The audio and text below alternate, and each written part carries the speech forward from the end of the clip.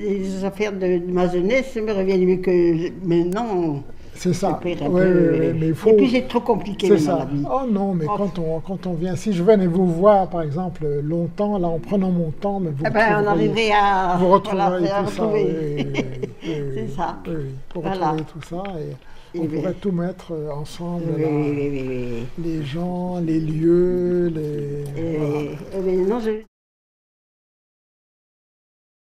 Ma méthode, je ne sais pas si j'ai une méthode, je vais dans des endroits où je sais qu'il s'est passé autrefois, il y a 2, 3, 4, 5 siècles, quelque chose d'important. Je veux savoir ce qu'il en reste. En général, je sais ce qu'au XIXe siècle, les gens en ont pu recueillir, donc je sais que ça existait, et je veux savoir si ça reste encore. Donc, si vous voulez, moi j'ai commencé, donc on dit dans les années 50, bon, je veux bien croire que, oui, c'est vrai que dans les années 50, quel âge j'avais j'avais 15 ans, 14-15 ans, et oui, à 14-15 ans, effectivement, ça m'intéressait. J'étais d'une famille qui s'est intéressée à ça. J'étais à Paris, mais tous mes grands-parents étaient ici, bon, on l'a dit. Quand j'en venais ici, ça m'intéressait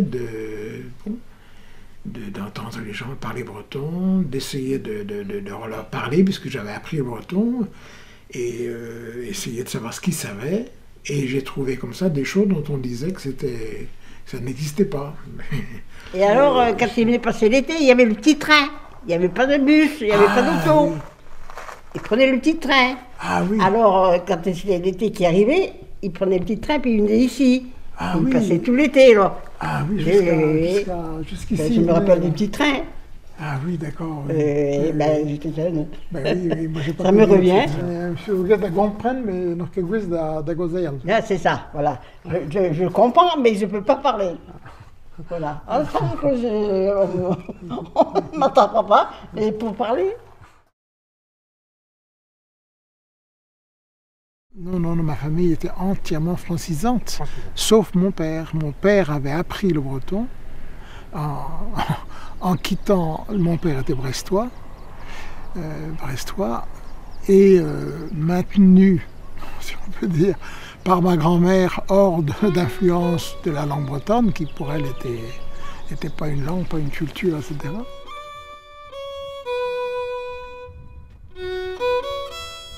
On m'a toujours dit, je ne sais pas ce qui est vrai, que c'était mon grand-oncle, Léon Laurent, qui était médecin et qui, avant ses études de médecine, était beaucoup intéressé à l'archéologie, et il avait en particulier mis à l'évidence, découvert, les tombes de l'âge du bronze qu'on voit ici.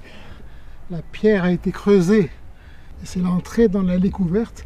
Mais la porte ici, donc, était une porte pour entrer, je pense, les cadavres des morts de la communauté et les faire rejoindre leurs ancêtres.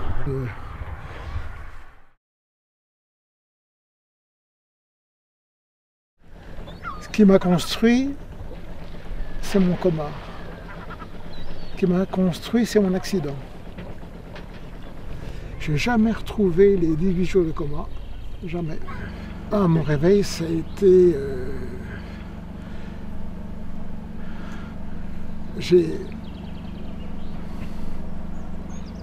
Mon réveil, je me rappelle que je me suis retrouvé, j'entends une voix masculine me disant en un ton sévère, « Réveillez-vous! Réveillez-vous! Réveillez-vous !» J'ai fait des études de linguistique avec Martinet, André Martinet. Bon, André Martinet a voulu m'envoyer. Ça, c'était la première année après mon accident. Et donc, il m'a dit, écoutez, est-ce que ça vous intéresserait de partir en Écosse pour faire un travail en Écosse? J'ai une bourse Elijah. une bourse Elijah en 54, ça c'était. Il faut faire un projet de partir un mois avec 300 francs français, 300, c'était 30 000 à l'époque, français, tenir un mois et ramener un rapport.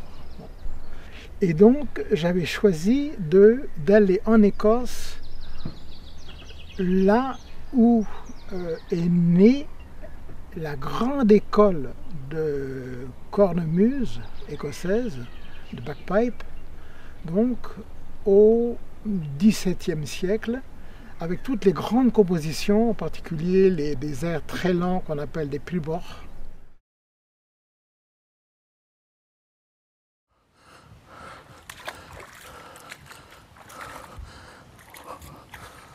Pardon.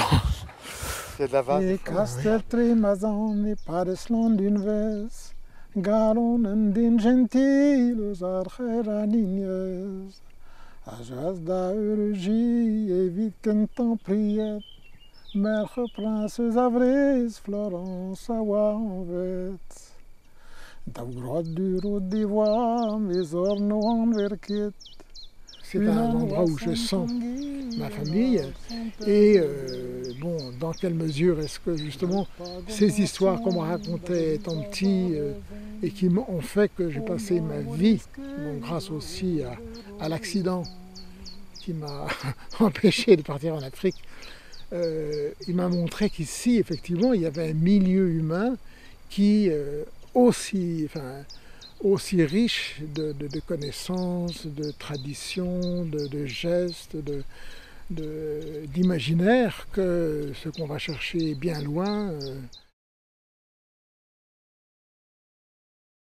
Au Pays de Galles, on a le professeur Jarman qui était directeur des études celtiques à l'université de Cardiff, m'a dit, tiens, il y a un texte qui m'intéresse, c'est celui de Scollan, parce que nous avons au Pays de Galles, dans les premiers manuscrits, ceux qui sont attribués à Merlin, au bar de Merlin, Merlin Wyllt, c'est-à-dire Merlin le Sauvage.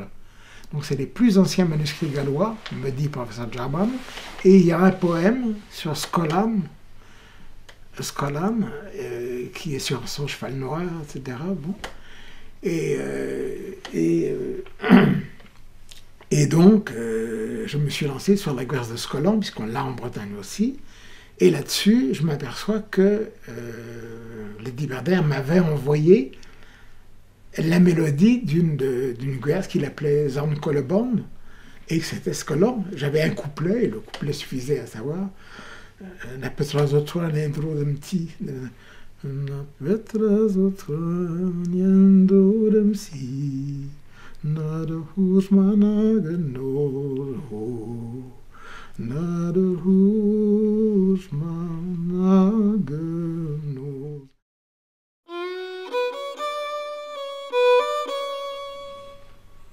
Ja, maar mon rede de dit comprenne penaos a l'enneges peuple an a wenou a zo bet traoù a bouez braz hag a zeu deus an amzer gwechal bel bremañ hag a zo traoù et am zonj rede kompren penaos e oa dreist ar pez on eus kanet a kontet e pad blavesioù a laket da veo bet bremañ.